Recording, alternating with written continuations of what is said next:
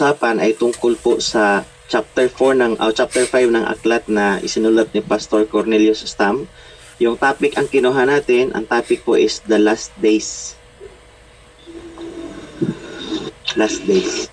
So, ito po ang ating pag-uusapan, and sana po sa ating pag-aaral na ito, marami po sa atin na makapag-review ng kanilang mga natutunan, lalong-lalo na sa mga graduate ng Bible School at saka yung iba hindi graduate ng Bible School pero marami na ring alam tungkol sa mga pag-aaral na ganito, lalong-lalo na siguro I think yung topic na ito is quite familiar sa atin. Okay, so ang topic natin is the last days. Kailan ba nagsimula o maaring itanong natin, kailan ba nag-umpisa ang last days at kailan matatapos ang last days? So ito ang ating pag-uusapan sa gabing ito. Just bear with me. So pag-uusapan natin yung the goal of prophecy. So alam natin nung naituro kahapon kagabi sa atin ni Sir Rex, yung pinagkaiba ng teaching ng apostol na si Pablo under the dispensation of grace at saka yung katuruan bago pa man naging apostol ang apostol na si Pablo under grace. Merong pagtuturo si John the Baptist, merong pagtuturo ang Panginoong Hesus at ang 12 apostol. And we call it the kingdom teaching or the kingdom program. So ang kanilang itinuturo ay yung programa patungkol sa prophecy, yung pamamaraan ng Diyos, kanya ipinangako doon sa bayang Israel that God will establish a kingdom and this kingdom will be centered or established at Jerusalem. So ang pag-uusapan natin ngayon, meron siyang kaugnayan doon sa napag-usapan na in comparison doon sa itinuro ng Panginoong Hesus kay Apostol Pablo under the dispensation of grace. So, it's still between the prophecy and the mystery. So, last days, ang pag-uusapan natin, tapos tingnan natin una yung the goal of prophecy. Ano ba ang layunin? Ano ba ang tunguhin ng propesya? Okay? The Old Testament scriptures have great deal to say about last or latter days. Or the phrase looks forward in a general way to the coming of Messiah and the establishment of His kingdom. Okay, so ang Old Testament scriptures, yung mga naisulat na nung unang panahon, merong sinasabi tungkol sa salitang last or latter days. Yung phrase looks forward in a general way, so ang kanyang pinaka-focus, ang pinaka-goal niya is the coming of the Messiah and the establishment of His kingdom. Okay? So, try nating basahin ang Deuteronomy chapter 4 verse 30, Isaiah chapter 2 verse 2, Daniel chapter 2 verse 28, 10:14 ng Daniel, Hosea chapter 3 verse 5, and Micah chapter 4 verse 1. Dito tayo sa Isaiah chapter 2 verse 2. Mababasa po natin dito yung goal ng prophecy. So, ang sinasabi dito, yung salitang last or latter days, that is a term na nagtuturo tungkol sa mga mangyayari sa latter times, which is yung tinitingnan, what is being looked forward is the coming of the Messiah and the establishment of the kingdom. So saan yan? Sa Old Testament scriptures. Chapter 2 verse 2 ng Isaiah. The word, verse 1 tayo magsisimula. The word that Isaiah the son of Amos saw concerning Judah and Jerusalem. And it shall come to pass in the last days that the mountain of the Lord's house shall be established in the top of the mountains and shall be exalted above the hills, and all nations shall flow unto it. So, merong sinasabi dito that in the last days that the mountain of the Lord's house shall be established. Okay? So dito tayo sa Hosea chapter 3 verse 5. Afterward shall the children of Israel return and seek the Lord their God and David their king, and shall fear the Lord and His goodness in the latter days. So merong sinasabing latter days. Chapter 4 verse 1 ng Micah, meron ito ang mababasa natin. But in the last days it shall come to pass that the mountain of the house of the Lord shall be established in the top of the mountains, and it shall be exalted above the hills, and people shall flow into it. And many nations shall come and say, Come, let us go up to the mountain of the Lord, and to the house of the God of Jacob, and He will teach us of His ways, and we will walk in his paths, for the law shall go forth of Zion, and the word of the Lord from Jerusalem. So ang pinapatungkulan, pag may salitang ginamit, hindi lahat ang ginagamit dito patungkol talaga doon sa coming of the Messiah and the establishment of the kingdom. All we need to do is, when we find the word last or latter days, kailangan makita natin kung ang pinag-uusapan ba talaga ay ang coming of the Messiah and the establishment of the kingdom. Kasi meron namang ginagamit na salitang latter days or last days, but it does not pertain to the coming of the Messiah and the establishment of the kingdom. But generally speaking, concerning the prophecies of the Old Testament prophets, what is being looked forward is the coming of the Messiah and the establishment of the kingdom. Next po, dito tayo sa next slide. Several similar phrases are used in connection with the same events, such as last time, latter time, the days come, his days, those days. So ito yung mga phrases na ginagamit. Merong ginagamit na last time, latter time, the days come, his days, referring to the days of Jesus, especially the Lord's Day, and those days. So, yung salitang last days, meron siyang ibang mga salitang ginagamit. But when we look at the context of the following verses that we have just read, it talks about the coming of the Messiah and the establishment of the kingdom. So, ito ang pinag-uusapan natin. So, we are not talking about verses or terms na sinasabi ding latter time, last days, pero hindi pinag-uusapan ang coming of the Messiah and the establishment of the kingdom. So, meron tayong mga examples ditong mga salita na ginagamit din patungkol sa coming of the Messiah and the establishment of the kingdom. Merong last time, latter time, the days come, his days, and those days. Okay? So, ito yung mga salitang ginagamit. Next, the coming of Messiah and the establishment of his kingdom in the last days is the goal of prophecy. So ano ba ang goal ng prophecy? So whenever the prophets talk about something, especially about Jesus, the kingdom, ito yung goal ng prophecy. The establishment or the coming of the Messiah and the establishment in the last days is the goal of the prophecy. Even the New Testament scriptures, merong mababasa tayo sa mga New Testament scriptures, ang kanilang view is about the Messiah's coming and kingdom as the great climax of the prophetic program. So try nating basahin ang sa Mark chapter 1 verse 15. Very common ito sa atin. Nung ang mga apostol, John the Baptist, Jesus Christ, and the apostles, when they were preaching, they were talking about the establishment of the kingdom. Kasi this has been prophesied in the Old Testament times by the prophets that there will be a coming of the Messiah and establishment of the kingdom. And that is the reason during the New Testament, during the time of John the Baptist, time of Jesus, and the time of the apostles, ito yung great climax of their prophetic program na sinasabi nila, this is it. Ito yung sinasabi ng mga propeta patungkol sa coming of the Messiah. Chapter 1 verse 15 tayo ng Mark. Ito ang ating mababasa. Backward tayo sa verse 14. Now after that John was put in prison, Jesus came into Galilee preaching the gospel of the kingdom of God and saying, the time is fulfilled and the kingdom of God is at hand. Repent ye and believe the gospel. So ano ang sinasabi? The kingdom of God is at hand. Bakit sinabing at hand? Kasi in those times, going back to the time, to the Old Testament time, it was just a prophecy. There was already a prophecy concerning the kingdom of God that should be established here on earth, and there will be a coming of the Messiah. That is the very reason na nung ang mga propeta ay nagkaroon ng mga prophecy, they were talking about the coming of the Messiah and establishment of the kingdom, what will happen to the nation Israel, what will happen to the nations. Ang highlight, ang great climax is the fulfillment of the prophetic program.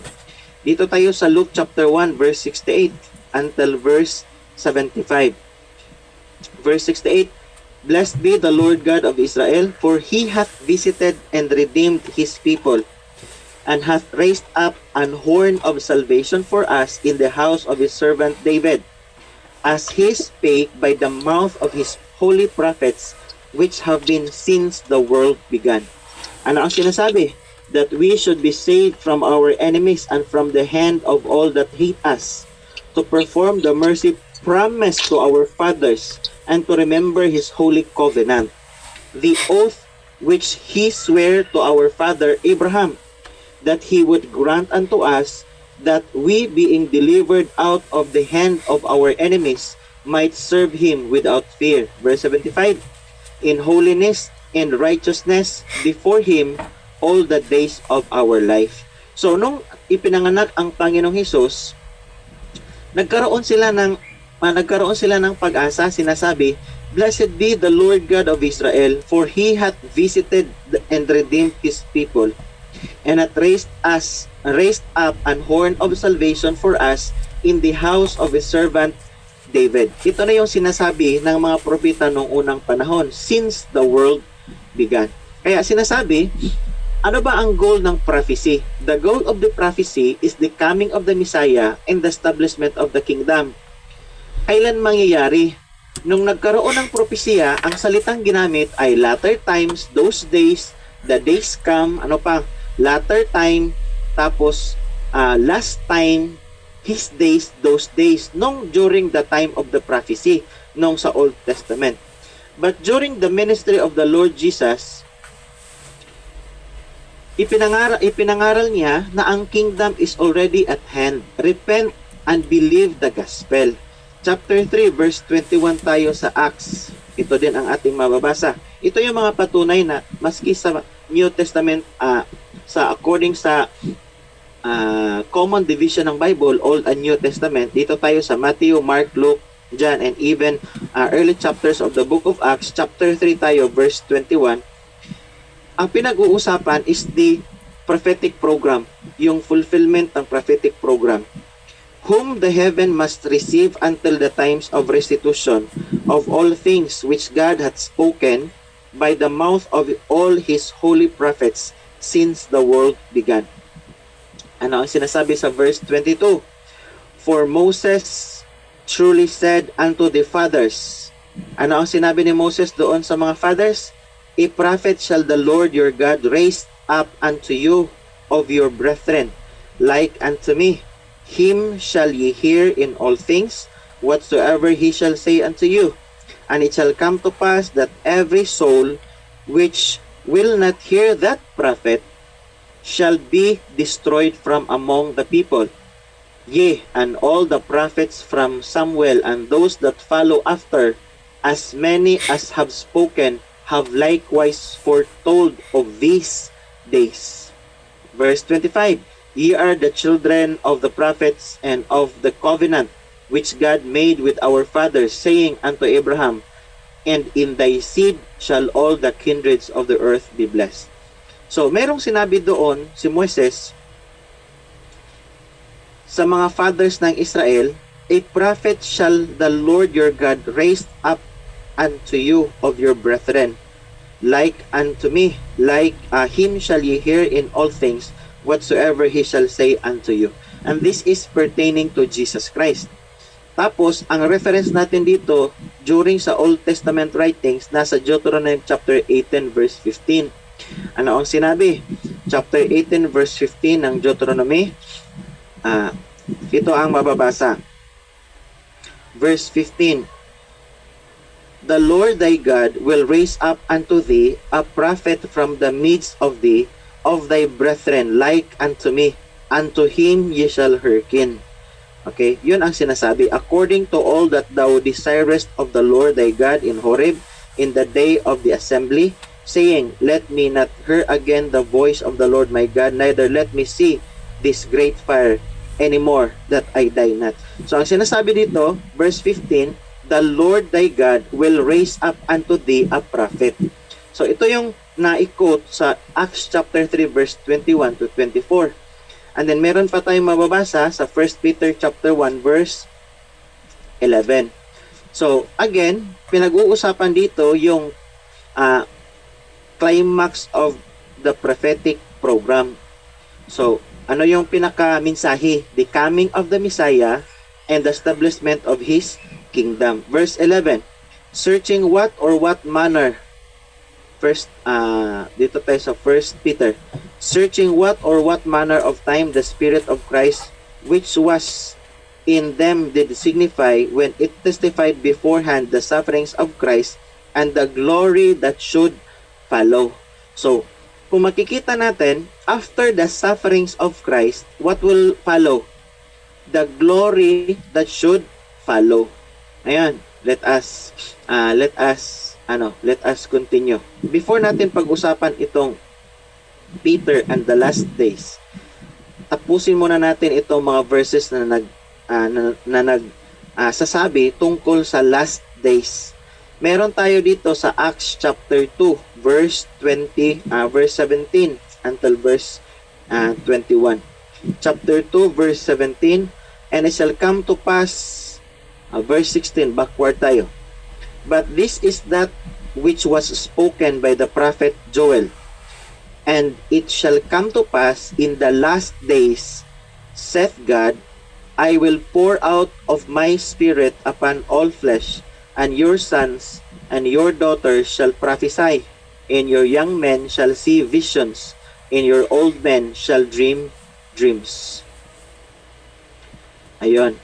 And on my servants and on my handmaidens I will pour out in those days of my spirit, and they shall prophesy, and I will show wonders in heaven above, and signs in the earth beneath, blood and fire, and vapor of smoke. The sun shall be turned into darkness, and the moon into blood, before that great and notable day of the Lord come. And it shall come to pass that whosoever shall call on the name of the Lord shall be saved. So ano ang sinasabi? Sinabi dito ni Peter, this is that which was spoken by the prophet Joel. So saan natin mababasa? Doon sa Joel chapter 2. Meron tayong mababasa sa chapter 2. Start tayo sa verse 29, 30. What is being talked is about the pouring of the Holy Spirit. Then going to chapter 3 verses 1 to 18, meron ang mention about the sun that is to be darkened and the moon. Ngayon, meron pa tayong ibang verse, 2 Timothy chapter 3 verse 1.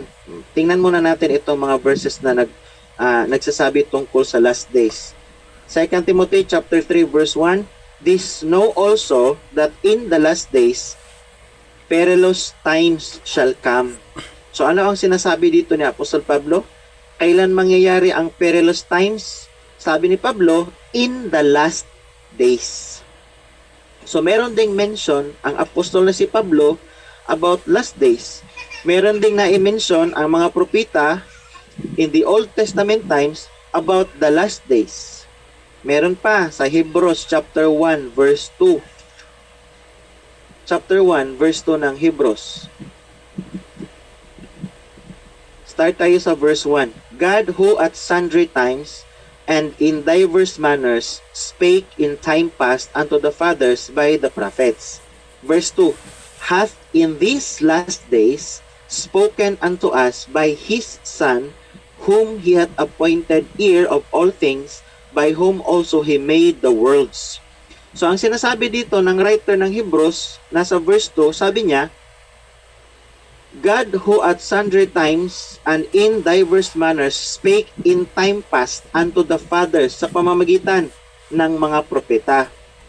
Verse 2, hath in these last days spoken unto us by his Son, whom he hath appointed heir of all things. So ang Diyos noon nakikipag-usap sa mga tao sa pamamagitan ng mga propeta. Pero ang Diyos ngayon nakikipag-usap sa mga tao sa pamamagitan ng kanyang anak. Kailan itong panahon na ito? Ang sinasabi, last days. Question, kailan ba nag-umpisa ang last days at kailan matatapos ang last days? Kasi merong mga ibang tao na nagtuturo, hindi pa raw dumadating ang last days. So, are we now in the last days? Or is the last days or are the last days about to come? Yun yung mga question ng karamihan. Nagtry akong magbasa sa mga babasahin sa internet. Merong mga taong nagtuturo na they are still hoping or they are still anticipating for the coming of the last days. Merong sinabi si Apostol Pablo, last days, sabi niya, in the last days, perilous time shall come. Merong sinabi si Isaiah, last days, that the house of the Lord, the mountains of the Lord shall be established. Magkakaroon ng peace on earth. Ngayon, nung dumating ang Panginoong Hesus, nung siya ay nangaral, sinabi ng writer dito sa Hebrews chapter 1 verse 2, hath in these last days spoken unto us by His Son. Merong magtatanong, maybe, sasabihin, kailan ba nag-umpisa ang last days? Or are we now living in the last days? Or yung last days ba ay darating pa lang? Or tapos na ba ang last days? Ang ginamit kasi dito sa Hebrews, hath in these last days. These, plural inform siya, last days kasi ang ginagamit. Pero sinabi na, hath spoken unto us by His Son. Ngayon, ang tanong, nag-umpisa na ba ang last days? Ang sagot ko po ay opo. Kailan po nag-umpisa ang last days? Nag-umpisa ang last days nung nagsimulang mangaral ang anak ng Diyos. Sabi kasi ni Pablo sa Hebrews chapter 1 verse 2, hath in these last days spoken unto us by His Son. Kaya starting from the time of Jesus, when He started preaching, when He started telling His apostles about the doctrines that He had received from God the Father, yun ang umpisa ng last days. Last days na yun hanggang sa nagkaroon ng outpouring of the Holy Ghost in Acts chapter 2. Last days na rin yun. Hanggang sa panahon natin ngayon, yung dispensation of grace ay na-insert siya under the last days. Ang ibig ko pong sabihin, ang umpisa ng last days ay nag-umpisa doon kay Kristo nung siya ay nagsimulang mangaral. Matatapos ang last days at the last day. Kailan po mangyayari ang last day? Doon po sa resurrection, sa first resurrection ng establishment of the kingdom.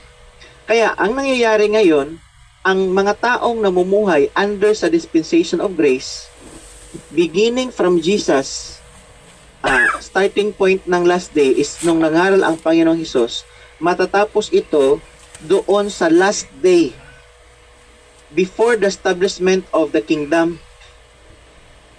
Before the establishment of the kingdom, mangyayari yung tinatawag nating resurrection, yung first resurrection. Yun yung last day ng last days.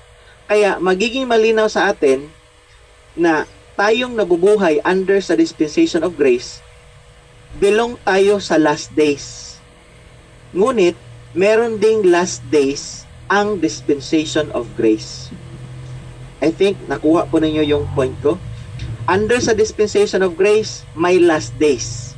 Sabi yun ni Pablo sa 2 Timothy chapter 3. Meron pa siyang ibang term na ginamit sa chapter 4 verse 1 ng 1 Timothy. Ang ginamit dito is latter times. Now the Spirit speaketh expressly that in the latter times some shall depart from the faith, giving heed to seducing spirits and doctrines of devils. So ano ang pinag-uusapan kung si Pablo ang nagsasabi ng latter times or last days? He was not talking about the last days of the prophetic program, but he was talking about the last days of the dispensation of grace. When the prophets talk about latter times, yung mga propeta noong unang panahon, noong ang Panginoong Hesus ay nagsabi, noong ang mga apostol ay may sinabi tungkol this is it which was spoken by the prophet Joel. Ang pinag-uusapan doon ay last days of the prophecy. Kaya, ganito yung magiging point of discussion natin. Merong last days ang prophetic program. Meron ding last days ang mystery program. Ang mystery program ay na-insert siya during the last days of the prophecy. Kasi sabi ni Peter, bago yung pagkamatay, after ng pagkamatay ng Panginoong Hesus, ang susunod dapat is the glory that should follow. Ibig sabihin, right after the death of Jesus, susunod ang 7 years Great Tribulation, and then the establishment of the kingdom. So, yun yung glory na sinasabi ni Peter. Pero sa ating pag-aaral sa ngayon, magiging klaro sa atin mamaya na before the last day, according to the prophecy, bago mangyayari ang establishment of the kingdom, bago mangyayari ang coming of the Messiah, meron pang mga pangyayaring magaganap under sa dispensation of grace, dahil ang dispensation of grace ay na-insert during the last days of the prophecy. And during the dispensation of grace, meron ding last days. I think, klaro na po yan sa inyo. Kaya dito na tayo. Peter and the last days. Bago pa muna, dito muna tayo sa chapter 5 verse 3 ng James. Meron pang sinasabi, pag tiningnan natin, Peter, si James, of course, they are connected to the prophetic program. Okay. James chapter 5 verse 3, merong sinabi si James. Sabi niya, your gold and silver is conquered, and the rust of them shall be a witness against you, and shall eat your flesh as it were fire. Ye have heaped treasure together for the last days. So ang last days na pinag-uusapan ng mga mga propeta, ng mga apostol, James, Peter, they were talking about last days of the prophecy. When the Apostle Paul talk about last days, he was talking about last days under the mystery program. Subalit, dapat maging malinaw sa atin na bago pa man mangyari or matapos ang last days according to prophecy, kasi ang last days nag-umpisa when Jesus started preaching, matatapos ito doon sa first resurrection before the establishment of the kingdom, the 1,000 years kingdom. So in between sa pangyayaring ganyan o sa in between sa time frame na yan, Acts chapter 9 na-insert yung dispensation of grace, ipinangaral ng apostol na si Pablo. Kaya sinasabi natin, yung dispensation of grace ay na-insert siya during the last days of the prophetic program. At saka yung dispensation of grace, meron din siyang last days. Unahin natin ang last days at saka si Peter and the last days. Basahin natin sa Acts chapter 2 verse 16 until verse 17.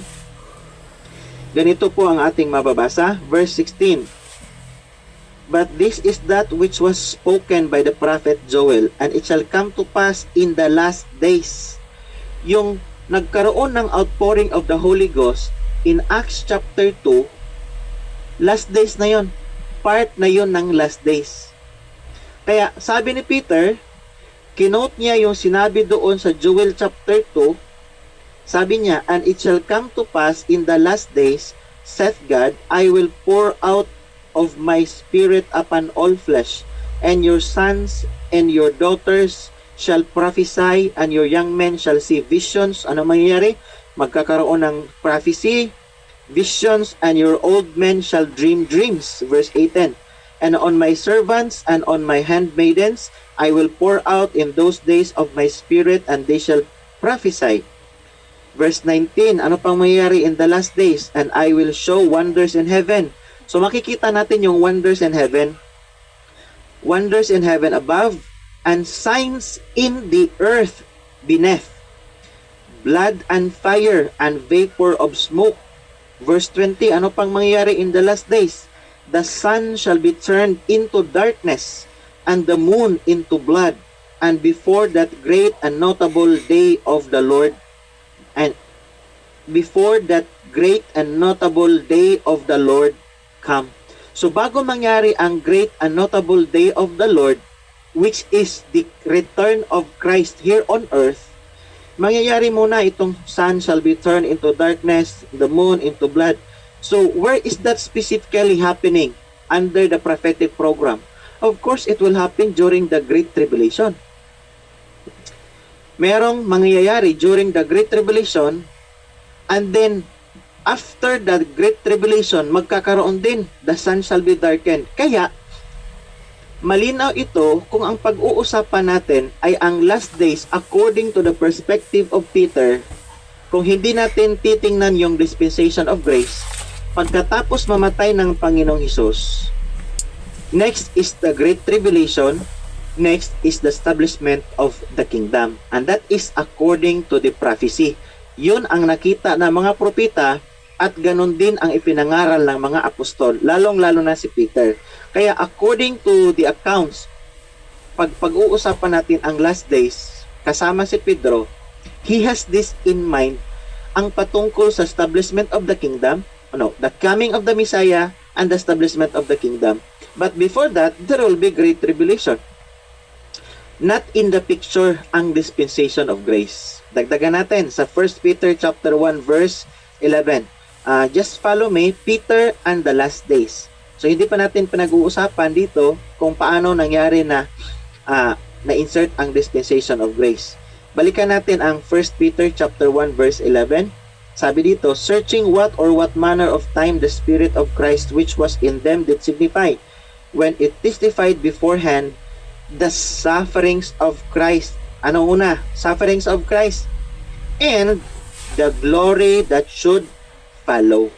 Ano ang susunod according to the understanding of Peter? After the sufferings of Christ, the glory that should follow. Meron tayong binasa sa Acts chapter 3 verse 21 kanina, and verse 19, and the times of restitution. Meron tayong binasa sa Isaiah chapter 2 verse 2, Micah chapter 4 verse 1, Hosea chapter 3 verse 5, referado doon sa future establishment of the kingdom, the coming of the Messiah, the glory that should follow. Kaya kung ang pag-uusapan natin, Peter and the last days, so merong iniisip si Pedro in fulfillment doon sa sinasabi ng mga propeta in the Old Testament times. Example is Acts chapter 2, nung nagkaroon ng outpouring of the Holy Spirit. They were prophesying, there were miracles. Ang susunod nun is the establishment of the kingdom. Not in the picture pa yung dispensation of grace. Next, chapter 2 verse 15 until verse 20, nabasa na po natin ito kanina. The sun shall be darkened and the moon. Kaya yun yung mga mangyayari. Ganito yan. As far as God's revealed plan was concerned, the last days, the days so long foretold. Ang sinasabi dito, itong last days, sinabi na ito ng mga propeta nung unang panahon pa. The last days had begun. Nag-umpisa siya nung dumating ang Panginoong Hesus at nagsimulang mangaral. Israel's long-promised Messiah had appeared. Namatay na and risen again and had ascended to the Father's right hand and had sent the Holy Spirit to guide and empower His own. Nangyari ito in Acts chapter 2. Nagkaroon ng outpouring of the Holy Spirit. Ang susunod sana, the next number on the prophetic program was, next is, tapos nang namatay ang Misaya, nabuhay na siyang mag-uli, bumalik na, tapos nagkaroon ng sending of the Holy Spirit doon sa mga apostles at Pentecost, nangyari na. Ano ang susunod? Is the tribulation period with the judgment of the nations and the Messiah's return. And the signs of these things were already beginning to appear. Nangyari ito na yung ibang mga signs patungkol dito sa pagbabalik ng Panginoong Hesus. Kailan? Una, umpisa ito doon sa Pentecost. Hindi nangyari ang lahat like the sun shall be darkened. Wala namang nangyaring pag-darken ng sun noon. Walang nangyaring ang moon was turned into blood. Walang nangyaring wonders in heaven. Bakit? Ito yung tanong. Bakit walang nangyari? Nangyari yung visions, nangyari yung miracles, yung mga signs dito sa lupa, pero walang mga signs doon sa heaven. Bakit kaya? So that is one question. Bakit hindi nangyari ang lahat? Kasi kung sinasabi ng karamihan ng ibang mga nagtuturo ng Biblia na we are now under the 1,000 years domain or reign of Christ, how come it did not happen yung mga signs na sinasabi ng mga propeta? How come during the Pentecost, hindi nangyari ang lahat? I am assuming na hindi nangyari ang lahat because wala namang evident happening during the Acts period, during the Pentecost, that the sun was darkened. Yung ibang mga sinasabi ng propeta Joel, nangyari, pero yung iba hindi. Yung outpouring of the Holy Spirit nangyari. Yung mga tao nagsalita ng iba't ibang lingwahe nangyari. But did the sun became darkened? The moon became blood? Were there wonders in heaven? Wala pa. Pero ang sequence ng events right after the outpouring of the Holy Spirit, ang susunod sana is the Great Tribulation, then the judgment of the nations, the return of the Messiah, and then the beginning and then the establishment of the kingdom. Bakit hindi ito nangyari? All this is clear if we simply remember not to anticipate revelation. If we remember that God's purpose concerning this present dispensation of grace was then still a mystery. So ang ibig ko pong sabihin ganito, bakit hindi nangyari ang mga sinasabi doon sa Joel chapter 2 lahat? Bakit hindi nangyari kaagad yung sinasabi ng Acts chapter 2 ni Pedro? It's because we have this in mind na there was an interruption of the prophetic program. And what is this interruption? Let us continue. The prophetic program interrupted. Nagkaroon ng interruption ang prophetic program. Doon natin maipapasok ang program para sa church, the body of Christ, under the mystery. Sa Acts chapter 2, verse 17 hanggang sa 20, meron ng mga signs. The signs which did appear soon passed away again. Yung prophecy, nangyari yan. Pero sabi ni Pablo sa chapter 13 verse 8 ng 1 Corinthians, nawala lang siya.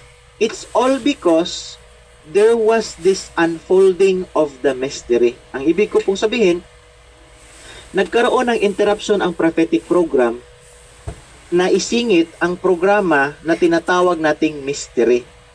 Just before our Lord's ascension, the apostles had asked, Lord, wilt thou at this time restore again the kingdom to Israel? Nasa chapter 1 verse 6 ng Acts yan. Nagtanong ang mga apostol kay Panginoong Hesus bago pa siya bumalik doon sa langit. Nagtanong sila. Sabi dito, when they therefore were come together, they asked of him, saying, Lord, wilt thou at this time, restore again the kingdom to Israel? Sagot ng Panginoong Hesus nasa verse 7.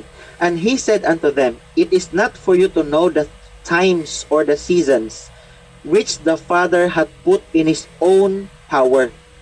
Pero ang sabi ng Panginoon, but ye shall receive power after that the Holy Ghost is come upon you, and ye shall be witnesses unto me both in Jerusalem, and in all Judea, and in Samaria, and unto the uttermost part of the earth. And verse 9, and when he had spoken these things, while they beheld, he was taken up, and a cloud received him out of their sight.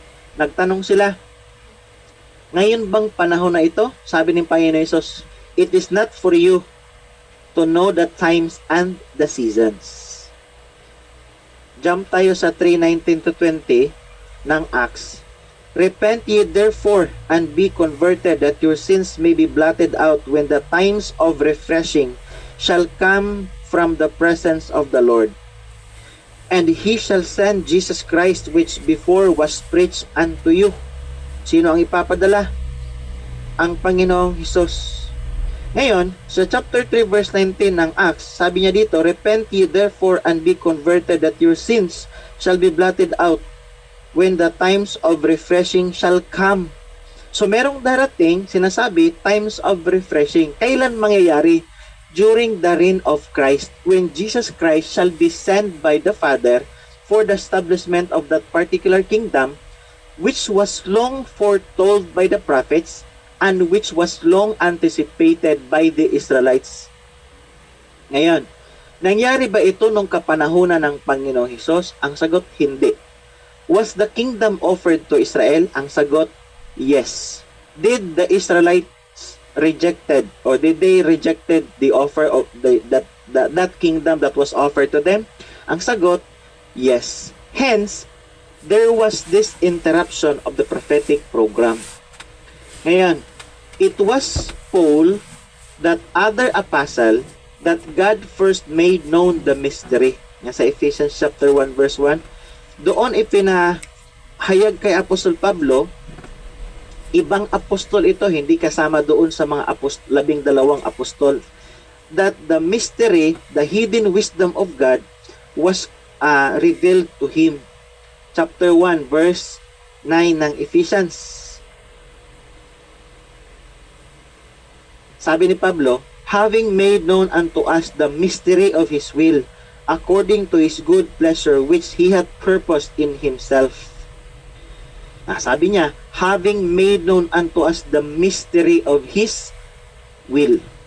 Dito tayo, forward tayo ng kaunti sa chapter 3 verse 1. For this cause I, Paul, the prisoner of Jesus Christ for you Gentiles, if ye have heard of the dispensation of the grace of God, which is given me to you ward. Kanino ibinigay? Kay Pablo. Ano ang ibinigay? Dispensation of the grace of God. Sino ba si Pablo? The prisoner of Jesus Christ. Para kanino? For the Gentiles. Sabi niya, how that by revelation He made known unto me the mystery. Ano ba ang ipinahayag doon kay Pablo? The mystery. Sa paanong paraan? By revelation. Sino ang nag-reveal? Ang Panginoong Hesus. Ano ang ginawa ni Pablo? Sabi niya, as I wrote afore in few words, isinulat ni Apostol Pablo. For what purpose? Nasa verse 3. Verse 4, whereby when you read, ye may understand my knowledge in the mystery of Christ. So kaya natin naiintindihan na merong interruption ang programang prophecy. Ang naging interruption nito ay ang pag-usher ng programang mystery ng Panginoong Diyos na ibinigay doon kay Pablo sa pamamagitan ng Panginoong Hesukristo. Para kanino ito? For the Gentiles. Natanggap ni Pablo, kanyang isinulat with the intention, with the perspective, na kung ito ay mabasa ng mga mambabasa, they will understand, sabi ni Pablo, ye may understand my knowledge in the mystery of Christ. Verse 5, itong mystery of Christ, which in other ages was not made known unto the sons of men, as it is now revealed unto His holy prophet, apostles, and prophets by the Spirit. Ano pa ang sinasabi? That the Gentiles should be fellow heirs and of the same body, and partakers of His promise in Christ by the gospel. So iba na itong programa na ito. Ang mga believers under sa dispensation of grace, lalong-lalo na mga Gentiles at saka mga Jewish, magiging bahagi sila ng iisang katawan and partakers of the same promise. Sa pamamagitan ng ano? By the gospel. Verse 7, whereof I was made a minister according to the gift of the grace of God given unto me by the effectual working of His power. Sino ang ginawang minister? Si Pablo. Ano ang ibinigay kay Pablo? The grace of God given unto me by the effectual working of His power. Verse 9, and to make all men see what is the fellowship of the mystery, which from the beginning of the world hath been hid in God, who created all things by Jesus Christ. Ayun. So kung makikita po natin, merong interruption ang programang prophecy. Bakit? Kasi nagkaroon ng ibang programa ang Diyos, nagkaroon siya ng ibang programa, lalong-lalo na para sa mga hintil at sa lahat ng tao, ang kanyang ginamit ay hindi na ang 12 apostol. Hindi na ang programang pang-kingdom. Nagkaroon siya ng ibang programa, inireveal niya doon kay Apostol Pablo, but this particular program was kept secret since the world began. Doon lang ipinaalam kay Apostol Pablo, kaya tinawag siyang mystery. Pagdating naman kay Apostol Pablo, ito ay ipinahayag kay Pablo sa pamamagitan ng Panginoong Hesus, isinulat ito ni Pablo na dahil meron siyang intensyon na kapag ito ay nabasa ng marami, magkakaroon sila ng understanding about the mystery of Christ. Ito yung nagagawa natin ngayon. Naiintindihan natin yung mga sulat ng apostol na si Pablo, yung programang kanyang natanggap, sapagkat ito'y kanyang isinulat. Kanino galing ang mensaheng kanyang natanggap? Kanyang isinulat, kanyang ipinangaral kay Panginoong Hesus. Nalaman natin na ang programa na kung saan tayo ay napapasailalim sa panahon ngayon ay under tayo sa dispensation of grace na ibinigay doon kay Apostol Pablo. 2 Timothy chapter 1 verse 9, sabi ni Pablo, "Who hath saved us and called us with an holy calling, not according to our works, but according to His own purpose and grace, which was given us in Christ Jesus before the world began." Verse 10, "But is now made manifest by the appearing of our Savior Jesus Christ, who hath abolished death and hath brought life and immortality to light through the gospel." Verse 11, "Whereunto I am appointed a preacher, an apostle, a teacher of the Gentiles." Sino ang inappoint ng Panginoong Hesus para maging apostol, teacher, and a preacher? Sabi ni Pablo sa verse 11, "I am appointed a preacher." Si Pablo ba talaga itong nagsasabing I am? Backward lang tayo sa verse 1. Chapter 1 verse 1. "Paul, an apostle of Jesus Christ, by the will of God, according to the promise of life, which is in Christ Jesus." Sino ba si Pablo? Sabi niya, an apostle by the will of God, according to the promise of life, which is in Christ Jesus. Verse 11, sabi niya, "Whereunto I am appointed a preacher and an apostle, a teacher of the Gentiles." Kaya ang tanong, alam ba ni Pedro ang last days? Yes, meron siyang alam tungkol sa last days because that is part of the prophetic program and it was the foremost anticipation na sana mangyari because at the last day, magkakaroon ng resurrection. And then, magkakaroon na ng katuparan ang ipinangako sa kanila na meron silang propeta, meron silang counselor, meron silang hari, and that is the 1,000 years of reign of Jesus Christ, the millennial kingdom. Ngayon, nung nagkaroon ng outpouring of the Holy Ghost in Acts chapter 2, nangyari ba ang lahat ng mga sinasabi sa Joel chapter 2 and Joel chapter 3 regarding the events that should happen or the events that should come to reality during the last days? Ang sagot po, hindi. Bakit? Because the program or the prophetic program was interrupted. Ano ang naging interruption? The calling of the Apostle Paul and the ushering in of the message of grace. Tinatawag ng apostol na si Pablo the mystery program. So nagkaroon ng panibagong programa ang Diyos, hindi mo na ipinagpatuloy ang programa para sa kingdom according to the prophecy. Nagkaroon ng panibagong programa ang Diyos. Nandito na tayo ngayon sa dispensation of grace. Kaya ang dispensation of grace ay na-insert, naging effective during the last days of the prophecy. Let us continue. Ang dispensation of grace naman, meron naman siyang last days. Kailan nag-umpisa ang dispensation of grace? Kailan? Nag-umpisa ito nung ipinangaral ng apostol na si Pablo. Kailan ba na-convert si Apostol Pablo? Nasa Acts chapter 9. Na-convert siya. Siya ay tinawag. Siya ang binigyan ng authority na ipangaral ang mensahe patungkol kay Kristo Jesus under the mystery program. Malinaw yan sa Ephesians chapter 3 verse 1. Mga anong particular year nangyari yung conversion ng apostol na si Pablo? More or less 34 AD. Doon nag-umpisa ang preaching according to the revelation, preaching of Jesus Christ according to the revelation of the mystery under the mystery program. Hanggang sa panahon natin ngayon, paano natin nasisiguro na still under pa tayo sa mystery program? Kasi ang ending ng mystery program ay ang pagkuha ng mga believers, mga members ng church, the body of Christ, under sa dispensation of grace, dadalhin doon sa langit. Sino ang kukuha? Ang Panginoong Hesus. Nangyari na ba ito? Ang sagot, hindi pa. Kaya nandito pa tayo sa dispensation of grace, in the last days of the dispensation of grace na sinabi ng apostol na si Pablo. Ang malinaw sa atin, yung programang para sa kingdom, para according to the prophecy, ay nagkaroon muna ng interruption. Okay? Sabi ni Pablo, Acts chapter 22, verse 17, verse 18, sabi ni Paul, nung na siya ay nagministeryo doon sa mga Israel, sabi ng Panginoong Hesus, "Depart, for I will send thee far hence unto the Gentiles." Okay? God had done this, however, that He might have mercy upon all. Ang ibig sabihin, nung nangaral ang apostol na si Pablo, pumunta siya doon sa mga Jewish people. Pinangaralan niya.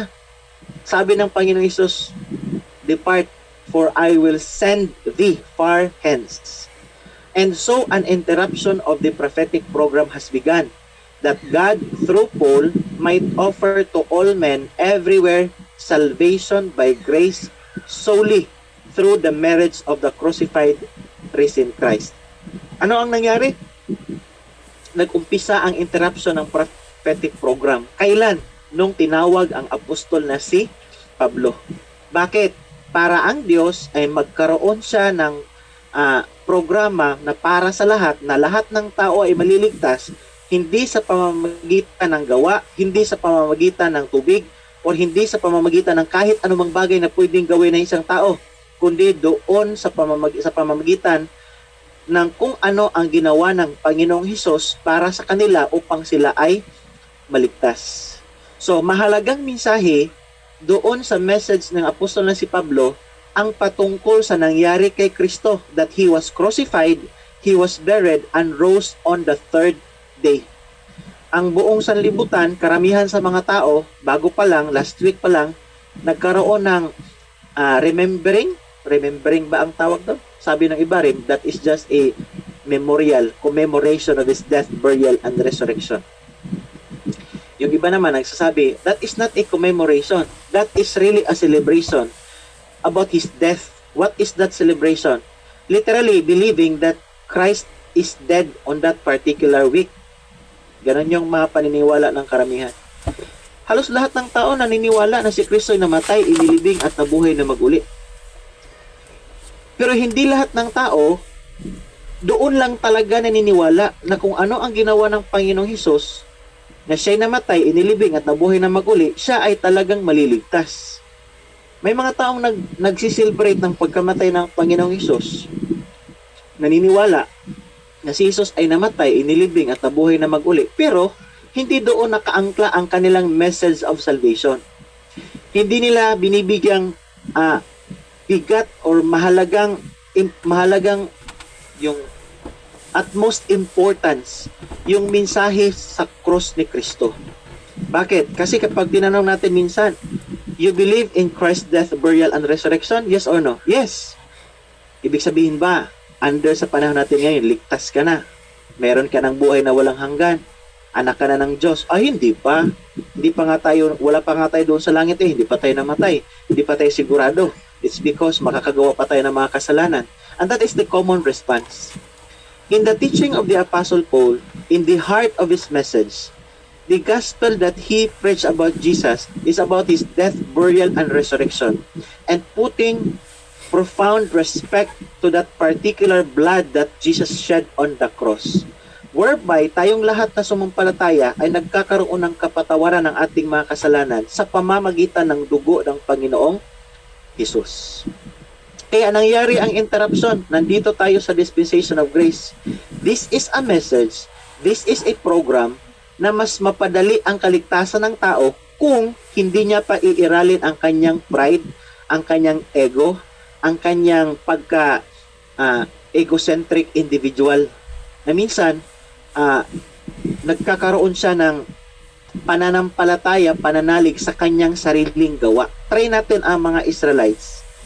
ang mga Jewish people, ayon sa mensahe ng apostol na si Pablo sa Romans chapter 10 verse 1, sinabi ni Pablo, "Brethren, my heart's desire and prayer to God for Israel, that they might be saved. For I bear them record that they have a zeal of God, but not according to knowledge." Verse 3, bakit not according to knowledge? "For they being ignorant of God's righteousness, and going about to establish their own righteousness." Ang ginagawa ng mga Israelita ngayon, they are establishing their own righteousness. They have not submitted themselves to the righteousness of God. Have not submitted themselves unto the righteousness of God. Bakit? Yung paggawa nila ng kanilang sariling righteousness, paano nila ginagawa ito? Verse 4, "For Christ is the end of the law, for righteousness to everyone that believeth." So ang Israel, maski under grace na tayo ngayon, yung kanilang pilit na sinusunod upang sila ay magkaroon ng righteousness ay hindi sa pamamagitan ng righteousness, sa pamamagitan ng dugo ng Panginoong Hesus. Kapag ikaw ay sumampalataya, bumabalik sila doon sa pamamagitan ng kanilang sariling gawa, ang pagsunod sa kautusan ng Diyos, yung tinatawag nating Law of Moses. Ngayon, let us continue. During this interruption, while the establishment of Christ's kingdom on earth is held in abeyance, ang ibig sabihin, postponed muna yung establishment of the kingdom, God, through Paul, has now made known the mystery, and the church, the body of Christ. So ang malinaw ngayon, yung prophetic program na nagkaroon muna ng interruption, hindi nangyari ang lahat-lahat ng sinabi according to the prediction of the prophets regarding the events that should follow in the last days. Hindi nangyari ang lahat. Bakit? Because there was this interruption of that particular program. So nagkaroon ng interruption na isingit ang programang tinatawag nating mystery program. Sino ang ginawang apostol? Si Pablo. Sino ang ginawang katiwala? Si Pablo. Ano ang mensahe na dapat ipangaral? Gospel of the grace of God. Ano ba ang kaligtasan under the dispensation of grace? Wala sa gawa ng tao, wala sa tubig, wala doon sa perang maibibigay sa simbahan, wala doon sa sariling kakayahan, kundi nandun sa kung ano ang ginawa ng Panginoong Hesus, na siya'y namatay sa cross, inilibing at nabuhay na mag-uli. Ang dugong the blood that was shed by Jesus on the cross, enough na yun para tayo'y maligtas at para tayo'y malinisan sa ating mga kasalanan. Nasa Ephesians chapter 1 verse 7, Revelation chapter 3 verse 5, sa 1 John chapter 1 verse 7, it talks about the blood of Jesus that cleanseth us from all sins. Colossians chapter 1 verse 14, sa pamamagitan ng kanyang dugo. 3:24 ng Romans hanggang sa 25, through faith in His blood. Yun yung mensahe na ipinangaral ng apostol na si Pablo under sa dispensation of grace, na kung titingnan natin ang buong mensahe at ang detalye ng kanyang pangangaral, we will find it totally different to the teachings of the 12 apostles. Okay na po mga kapatid. Last days, Peter and the last days. So according to the understanding of Peter, kung ang pag-uusapan ay ang last days, pasunod-sunod na yon. After the pouring of the Holy Ghost, sunod na dapat ang Great Revelation and then establishment of the kingdom. Pero sa kalagitnaan ng programa na yon, nagkaroon ng interruption. Ang programang para sa kingdom, in-insert ang programa sa grasya. Doon ay tinawag si Apostol Pablo. Ngayon, nandito na tayo sa dispensation of grace, while ang prophetic program ay held in abeyance. Ang ibig sabihin, postpone muna, naisantabi muna. But later it will be continued. It will come into realization talaga. Pero nandito pa tayo sa dispensation of grace. Pag-uusapan na natin si Pablo at ang last days na kanyang sinasabi. Si Pablo, tulad ni Pedro, meron din siyang sinabi tungkol sa last days. But since his message concerns mainly this present dispensation of the mystery and not the prophetic program, he generally has reference to the last days of the dispensation of grace, after which the prophetic program will again be resumed. Ang ibig pong sabihin, kung si Pablo man ay nagsasabi tungkol sa last days, 2 Peter chapter 3 verse 1, o 2 Timothy chapter 3 verse 1, this know also that in the last days perilous time shall come. 1 Timothy chapter 4 verse 1, in the last days, in the latter times, ang mangyayari,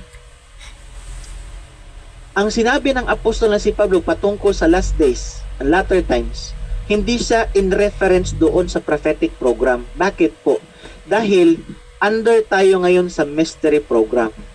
Ang ibig sabihin, nung nagsabi si Apostol Pablo patungkol sa last days, he was talking about the last days under the dispensation of grace. Pagkatapos ng last days or pagkatapos ng dispensation of grace, magkakaroon na ng resumption, continuation.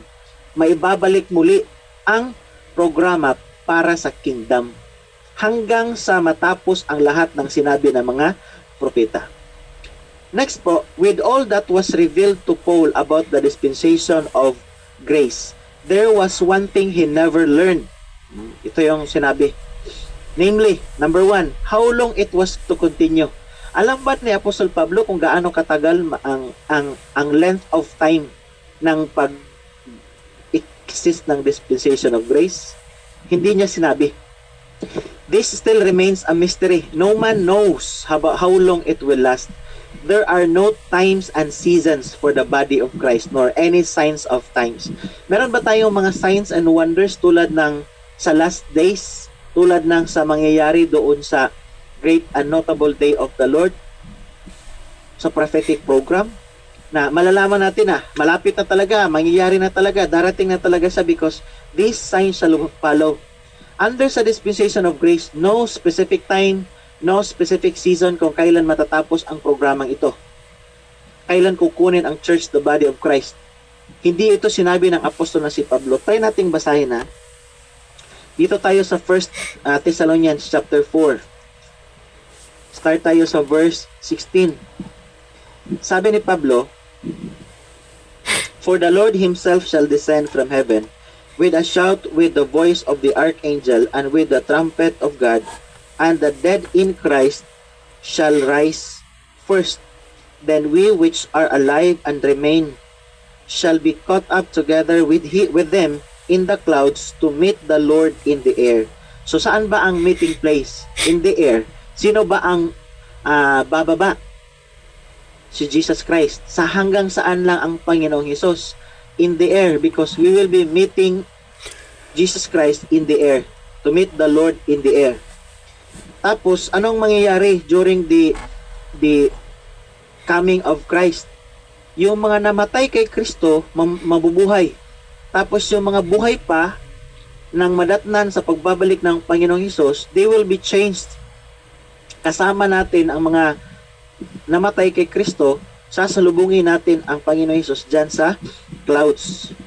Ngayon, chapter 5, verse 1, but of the times and the seasons, brethren, ye have no need that I write unto you. Sabi ni Pablo, pero patungkol sa kung kailan siya babalik, sa panahon kung kailan siya babalik and the seasons, sabi ni Pablo, ye have no need that I write unto you. Bakit? Verse 2, for yourselves know perfectly that the day of the Lord so cometh as a thief in the night. So yung pagpunta ng Panginoong Hesus dito, pagkuha sa atin, hanggang dyan lang siya sa alapaap, tinatawag yan na day of the Lord. He will be gathering all His saints, all the saved individuals under the dispensation of grace. Lahat ng naligtas under grace. Lahat ng taong sumampalataya sa mabuting balita na ipinangaral ng apostol na si Pablo. Yung mga namatay, bubuhayin. Yung mga buhay pa, they will be changed. And then, we will be caught up together to meet the Lord in the air. Ngayon, meron bang specific time kung kailan yan mangyayari? Ang sagot, wala. Hindi yan nasabi ng apostol na si Pablo. Ngayon, dito tayo sa chapter 4, verse 1 to 7. Sinabi ng apostol na si Pablo, balikan lang natin. Now in the Spirit speaketh expressly that in the latter times some shall depart from the faith, giving heed to seducing spirits and doctrines of devils. Yun ang sinabi ni Pablo. Kailan? mangyayari ito? In the latter times. Question, ano ang mangyayari in the latter times? Sabi ni Pablo, some shall depart from the faith. What is this faith that Paul is talking about? He was talking about the faith that he preached under the dispensation of grace, giving heed to seducing spirits and doctrines of the devils. Ang ibig sabihin pala ng apostol na si Pablo, in the latter times, hindi lang ipapangaral yung dispensation of grace, yung mga aral, yung katotohanan, yung dapat sampalatayanan ng tao, yung aral na kanyang ipinangaral, kundi meron ding ipinapangaral ang mga kampo ng Satanas. Meron kasing doctrines of devils. Merong tinatawag na seducing spirits. Verse 2, speaking lies in hypocrisy, having their conscience seared with a hot iron. Meron pa, forbidding to marry and commanding to abstain from meats, which God had created to be received with thanksgiving of them which believe and know the truth. Ang ibig sabihin, in the latter times, sanabi na apostol na si Pablo, yung pangangaral sa aral ng Diyos na epektibo, aplikado under sa dispensation of grace, marami ang tatalikod, aalis sa pangangaral na tunay. They will depart from the faith because they will heed to seducing spirits. They will be misled. They will be believing the doctrines of the devils. Yun ang sinabi ng apostol na si Pablo. Kailan ito mangyayari? In the latter times. Anong times ang pinag-uusapan? Latter times. Latter times ng dispensation of grace. Kailan nag-umpisa ang dispensation of grace? Nung tinawag ang apostol na si Pablo. Personally, I believe 34 AD yung mga taon na yon. Pag latter times ng dispensation of grace, marami ang magsisialisan sa tunay ng pananampalataya, sa doktrinang ipinangaral ni si Pablo, because they will be hearing, they will be giving attention to the doctrines of the devils and to some seducing spirits, to some kind of teachings na hindi naman talaga ipinangaral ng apostol na si Pablo. 2 Timothy chapter 3 verse 1, sinabi ni Pablo, "This know also that in the last days of the dispensation of grace, perilous times shall come." Magiging sa Bisaya malisod nga panahon. Sa Tagalog, magiging mahirap. Darating ang mga panahong mahirap. Perilous time shall come. Grabe ang krisis, grabe yung characters ng mga tao. Nasa verse 2, paano maging perilous ang time, ang panahon in the last days? Sabi ni Pablo, "For men shall be lovers of their own selves." Hindi naman ipinapangaral ng apostol na si Pablo na tayo ay dapat mahalin lang natin ang ating sarili. Hindi yan bahagi ng kanyang pangangaral.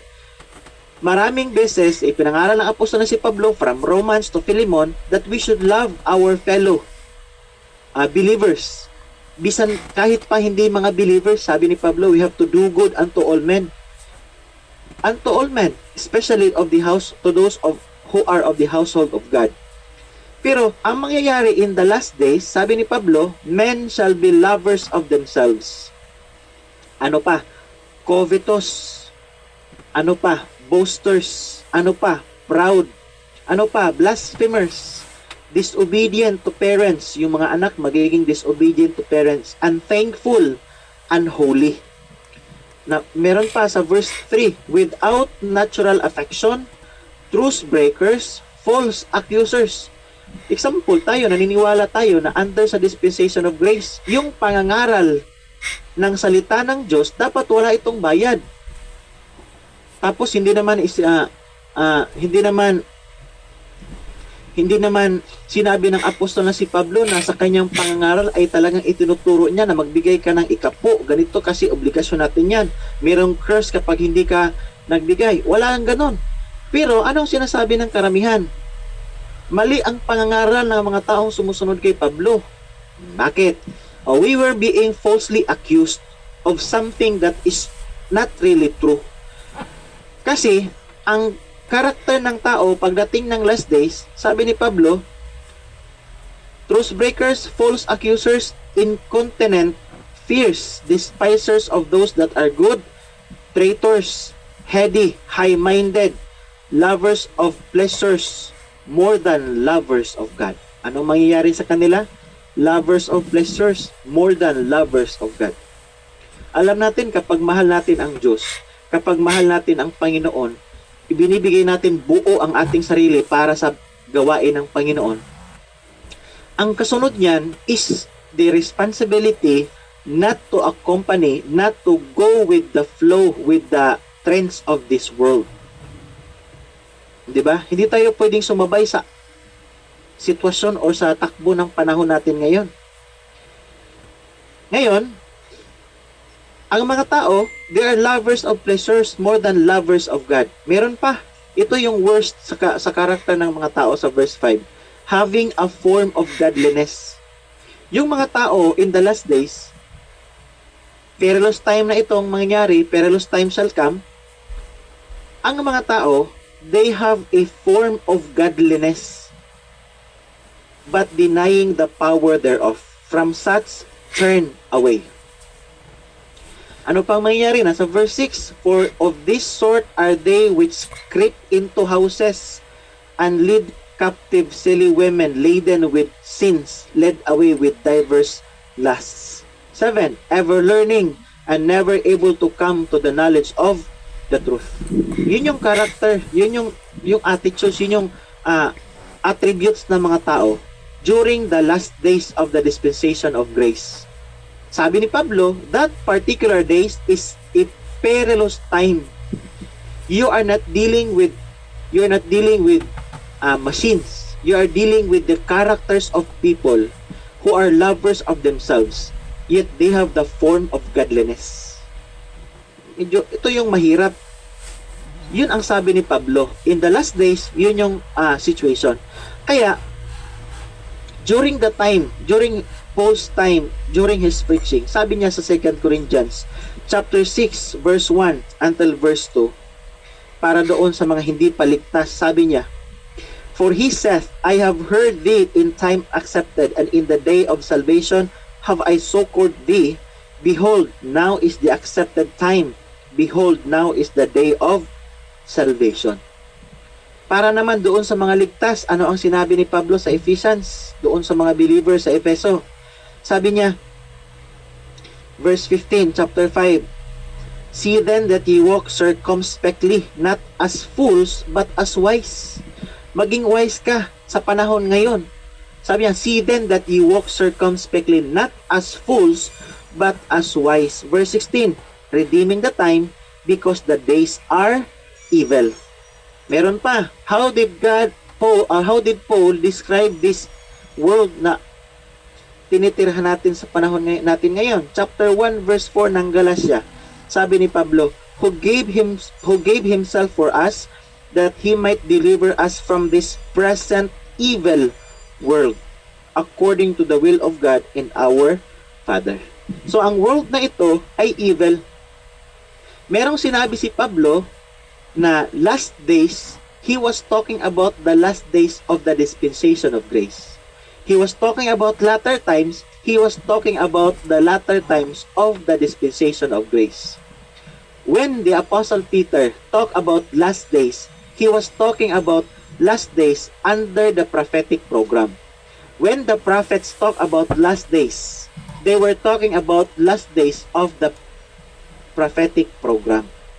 In contrast, when Paul talked about last days, he was talking about the mystery program. However, the mystery program is the interruption of the prophetic program. Once the mystery program is being done, tapos na, nagkaroon na ng caught up, magkakaroon ng continuation ngayon ang prophetic program. Dito tayo. Next subtopic natin is Paul and the Lord's return. And by the way, hindi ko to na-edit. Kailangan yung term na return, kailangan nating baguhin. Paul and the Lord's coming, or the coming of Christ. Ganon. Kasi yung return under grace, hindi siya pwedeng i-apply natin kasi hindi pa naman pumunta sa atin ang Panginoon Jesus in the first time. Okay? But generally, tanggap siya, but if we want to be more technical, change natin. Peter's ministry in early acts of course, had the Lord's return to earth in view. So, magagamit natin ang Lord's return doon sa ministry ng mga apostol. Bakit? Kasi una nang pumunta na rito ang Panginoong Hesus eh.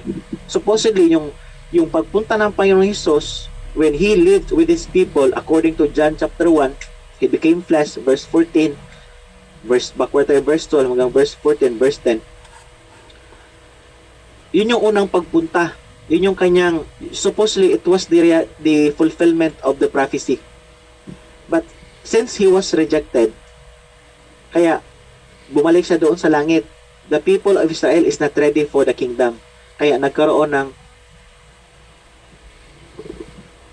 ng interruption ang prophetic program. Ngayon, Peter's ministry in early Acts, of course, had the Lord's return to earth in view.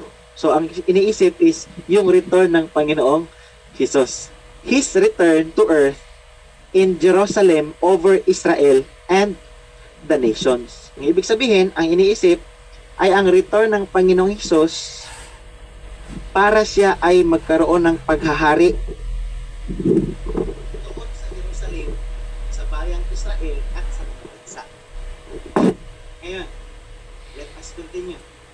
Paul also has much to say about the Lord's Day. But again, there is a difference. To Paul, it was revealed that the dispensation of grace would be brought to a close by the coming of Christ to catch away the believers of His body, to catch away the members of His body before the outpouring of His wrath and His return to earth to reign. Ang ibig sabihin, bago pa man bumalik ang Panginoong Hesus sa bayang Israel para siya'y maghari, bago pa man i-outpour, bago pa man iparamdam niya ang kanyang galit, ang kanyang anger, ang kanyang revenge doon sa mga taong hindi sumampalataya during the Great Tribulation, magkakaroon muna ng pagkuha ang Panginoong Hesus sa kanyang mga believers, those who are members of His body. Mangyayari muna ang coming ng Panginoong Hesus. Meaning, there is this coming of Christ for the church, the body of Christ, before the 7 years tribulation, before the establishment of Christ's kingdom on earth. So iba ang pinag-uusapang pagpunta ng Panginoong Hesus or coming of Christ under sa dispensation of grace.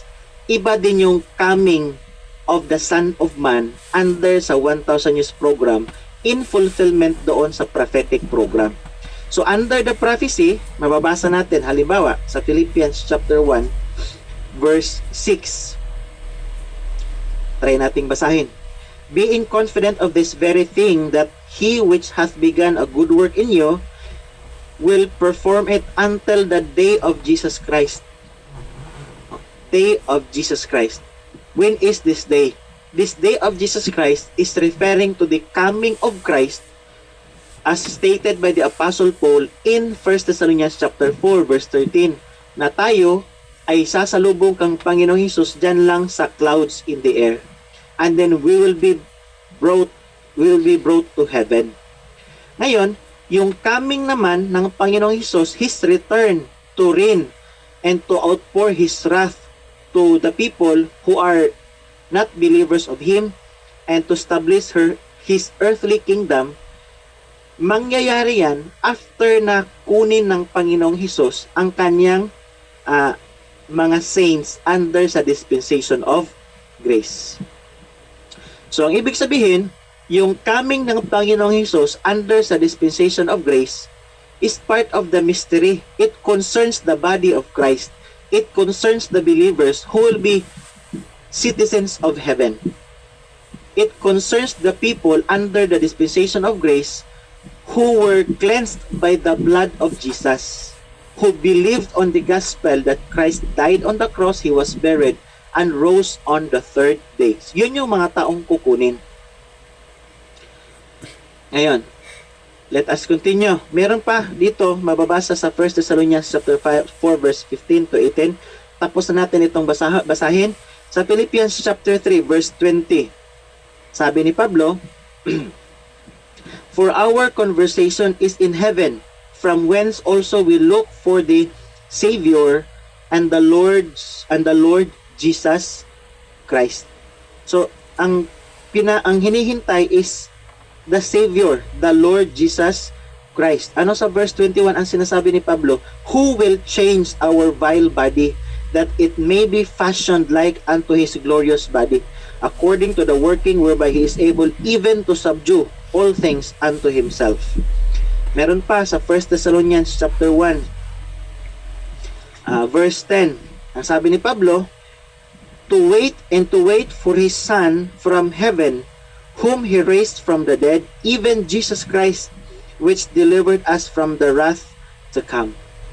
Titus chapter 2 verse 13. Ano ang sinabi ni Pablo?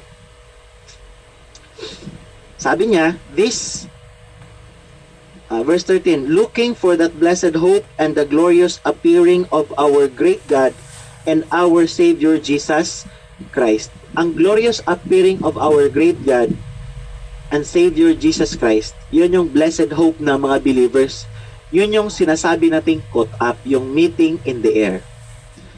Yun yung fulfillment ng pangako ng Panginoong Hesus na sinabi niya doon kay Apostol Pablo, na siya namang ipinangaral ng apostol na si Pablo, na tayong lahat na nandito sa sanlibutan, bago pa man magkaroon ng Great Tribulation, yung wrath, outpouring of His wrath, bago pa man mangyari yung fulfillment ng prophetic program na ipinangako doon sa bayang Israel, kukunin muna tayo mga believers under grace.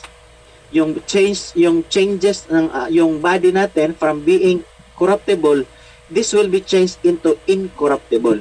Kaya sabi ni Pablo, chapter 15 verse 51 ng first Corinthians, sabi niya,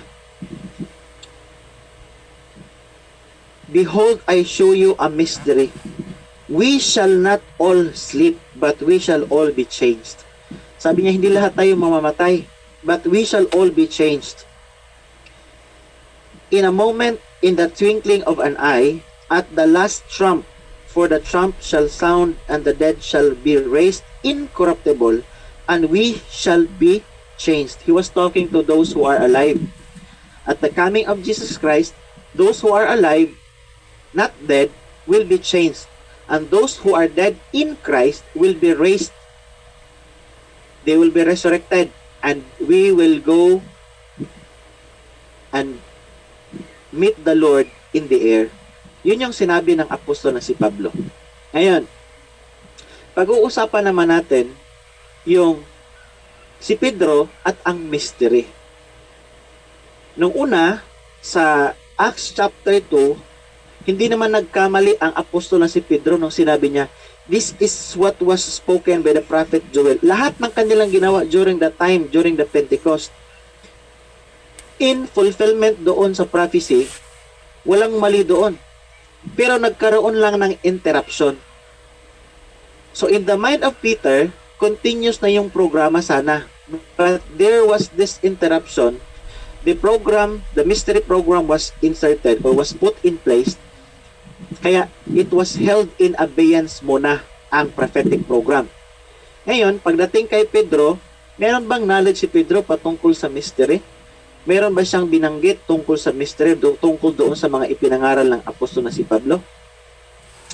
Peter was not wrong when he declared at Pentecost about the last days, but God had a secret purpose to give the world a period of grace before putting down the world's rebellion and sending Christ to reign. Okay? Next, the interruption of the kingdom program there was this interruption of the kingdom program by the dispensation of grace sheds light on some of Peter's last recorded words. Writing in his second epistle concerning delay in Christ's return to earth and the ushering of the day of the Lord, sabi niya, nasa 2 Peter chapter 3 verse 8. Ibig sabihin, meron ng idea si Pedro, bakit hindi pa nangyayari yung ipinangako sa kanila yung pag-restore again the kingdom to Israel. Bakit hindi pa nangyayari? So nagkaroon siya ng knowledge. Meron na siyang hint bakit hindi pa ito nangyayari. Sabi niya, chapter 3, verse 8, "But beloved, be not ignorant of this one thing, that one day is with the Lord as 1,000 years, and 1,000 years as one day." Verse 9, "The Lord is not slack concerning His promise." So merong promise kanila. There will be an establishment of the kingdom. There will be the coming of the Messiah. There will be a fulfillment of the prophetic program. "As some men count slackness." Sabi niya parang naglangay-langay. Paano siya sa Tagalog? I think God is trying to delay. Parang ganon. He is delaying. But is long-suffering. Sabi niya, "The Lord is not slack concerning His promise, as some men count slackness, but is long-suffering to usward, not willing that any should perish, but that all should come to repentance. But the day of the Lord will come as a thief in the night, in the which the heavens shall pass away with a great noise, and the elements shall melt with fervent heat." So itong sinasabi dito ni Pedro sa 2 Peter chapter 3, verse 8 until verse 9, he was mentioning about the promise of the Lord even to their fathers and to them, na sana magkaroon ito ng fulfillment. Pero sabi niya doon sa kanyang mga sinulatan, parang "The Lord is not slack concerning His promise, as some men count slackness, but is long-suffering to usward." Ang dali lang kaya, sabi niya, verse 8, "Be not ignorant of this one thing, that one day is with the Lord as 1,000 years, and 1,000 years as one day." Nasa verse 15, sabi ni Pedro, "And account that the long-suffering of our Lord is salvation, even as our beloved brother Paul also according to the wisdom given unto him hath written unto you." So he recognized that there was this wisdom from God that was given to the Apostle Paul, and that is the reason why Paul was able to write to those believers na sinulatan din ni Pedro. "According to the wisdom given unto him hath written unto you." Who gave this wisdom to Paul? Of course, it was the Lord Jesus Christ. And this wisdom that was given unto him, isinulat din ito ng apostol na si Pablo. Sinulatan din niya yung mga sinulatan ng apostol na si Pedro. Therefore, si Pedro, nagkaroon na siya ng idea na yung promise sa kanila ay it was still in postponement. It was held in abeyance. It was still set aside because there was this wisdom given to the Apostle Paul. Kailangan mo nang matapos, kailangan mo na ito magkaroon ng katuparan bago magkaroon ng katuparan ang ipinangako ng Diyos sa atin. Yun ang ibig sabihin ni Pedro doon sa kanyang sulat sa kanyang mga kasamahan. This was written more than 30 years after Pentecost. And by that time, Peter had learned from Paul about the dispensation of grace. Bakit nasabing more than 30 years? Pagpalagay natin, ang dispensation of grace nag-umpisa 34 AD. Namatay si Pedro bago niya isinulat niya ang ikalawa niyang sulat bago siya namatay, about 60 to 68 AD. So ibig sabihin, nasa mga 30 years, more than 30 years after, hindi naman kasi exact, yung iba nagsasabi 64 namatay, isinulat yung 2 Peter, yung iba 68, yung iba 70. Approximately 30 years after, more than 30 years after Pentecost. Backward tayo sa Pentecost. Mag-umpisa tayo doon sa Pentecost. Namatay ang Panginoong Hesus 33 AD. Okay? After Pentecost. Okay? Then it's more than 30 years. Si Pedro, nagkaroon na siya ng kaalaman. Galing kay Pablo tungkol sa dispensation of grace. Ito yung katunayan natin. Sa Galatians chapter 2, verse 2, Galatians chapter 2, verse 7. Nagkaroon na sila ng agreement, nagkaroon na sila ng knowledge. Pisahan natin sa chapter 2, verse 2. Verse 1, mag-umpisa. "Then 14 years after I went up again to Jerusalem with Barnabas, and took Titus with me also, and I went up by revelation and communicated unto them that gospel which I preached among the Gentiles, but privately to them which were of reputation, lest by any means I should run or had run in vain. Sino ang tinuruan ni Apostol Pablo? Pumunta siya doon sa Jerusalem. I went up by revelation and communicated unto them that gospel which I preached among the Gentiles. Kanino?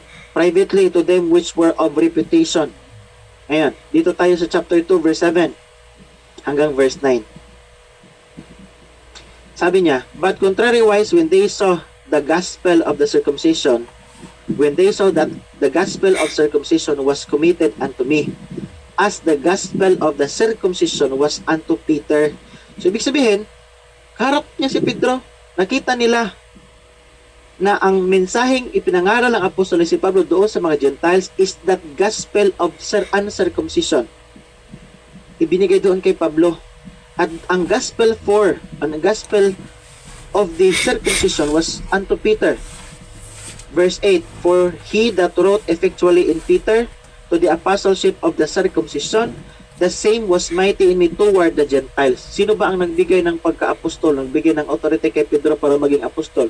Si Kristo. Sino ba ang nagbigay ng authority kay Pablo para maging apostol? Si Kristo at ang Diyos Ama. Ibig sabihin, parehas lang ang nagbigay pero magkaiba ang mensaheng ibinigay at magkaiba yung scope ng kanilang ministry kung para kanino na sila pupunta. Si Pedro to the circumcision, si Pablo doon sa uncircumcision. Verse 9, and when James, Cephas, and John, who seemed to be pillars, perceived the grace that was given unto me, they gave to me and Barnabas the right hands of fellowship, that we should go unto the heathen, and they unto the circumcision. Ayun, sabi ni Pablo, na-perceive nila, naintindihan nila, na yung teaching ni Pablo, na natanggap niya mula kay Kristo, yun ang in effect. Yun yung aplikado sa panahon ngayon. So therefore, nagkaroon ng interruption, kaya nung sumulat si Pedro doon sa kanyang mga kasamahan, sinabi niya na yung slackness na sinasabi ng karamihan, that is the long suffering of God, not wanting that any should come to perish, but they should be saved. Ibig sabihin, this prophetic program was still in postponement, at nung hindi pa natatapos yung programa ng Diyos under sa dispensation of grace. That means grace. That means salvation for all. That means God is extending His grace, love, and mercy. That means God is still looking for people to be saved. Under sa dispensation of grace, hindi pa naman tapos ito because this will be put into end during the caught up of the believers. Na-acknowledge na ni Peter na bago pa mangyari ang fulfillment ng promise na ibinigay sa kanila, ang in-effect na programa sa ngayon ay ang programang ibinigay ng Diyos doon kay Apostol Pablo. So, ibig sabihin, ang epekto nito sa atin, mga believers under grace, we will continue serving the Lord Jesus Christ hanggang sa bumalik siya, hanggang siya ay pumarito, kunin niya tayo at maninirahan tayo doon sa langit. We are living, so to speak, in the 10th days, a last days of grace as it were, in which the ambassadors of Christ are still authorized to preach the message of reconciliation to any individual. The next number of the divine program is the shout with which He will recall His saints at the coming of our Lord and Savior Jesus Christ. So, ang magiging ending nito, yung katapusan ng programa ng grace, ay yung kung kukunin na niya lahat ng kanyang mga banal. Yung mga namatay kay Kristo at saka yung mga buhay pa kay Kristo.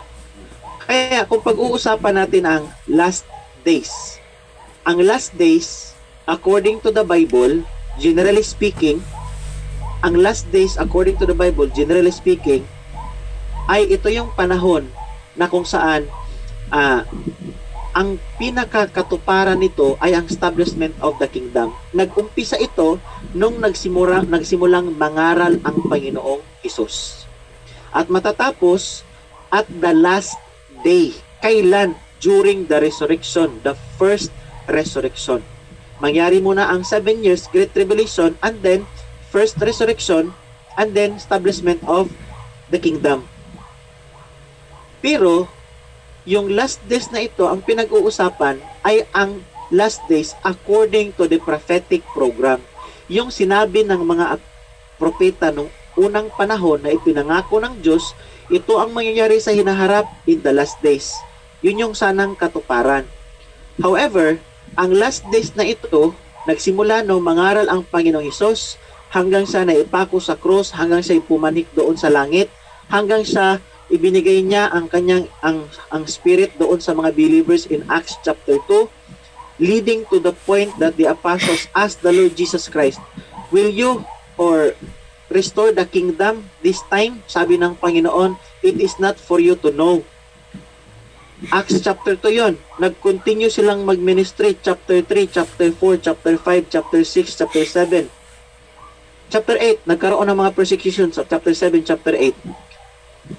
Finally, the nation Israel rejected the message. The program for them was postponed. Bakit? Because in Acts chapter 9, tinawag ng Panginoong Hesus si Apostol Pablo, si Saulo. Isang dating persecutor, isang makasalanan. Ngunit ginawa siyang kasangkapan ng Diyos para maipangaral ang programang itinago ng Diyos simula pa nung mag-umpisa ang sanlibutan. Nasa isip na yan ng Panginoon, nakaredy na yan na program before the foundation of the world. May magtatanong, what if tinanggap ng Israel ang programa para sa kanila? Meron pa bang dispensation of grace? Ang sagot, alam na ng Diyos yan na hindi naman talaga tatanggapin nila in the first place ang programa para sa kanila, ang Messiah na pinadala sa kanila. That's why, God in His wisdom, merong nakaprepare na program para sa lahat ng tao, at ang programang ito, meron din siyang itinalagang apostol para mangaral. Yun ay si Apostol Pablo. Kaya, nung na-convert si Apostol Pablo in Acts chapter 9, wala pa ang fulfillment ng kingdom program, na-insert ang program na tinatawag nating mystery, dispensation of the grace of God. Ngayon, under sa dispensation of the grace of God, meron din itong katapusang mga panahon, last days. At ang pinakadulo ng programang ito ay dadalhin ang mga believers doon sa langit. Bago pa ma-continue or saka pa lang i-continue ang Great Tribulation at ang fulfillment of the prophetic program.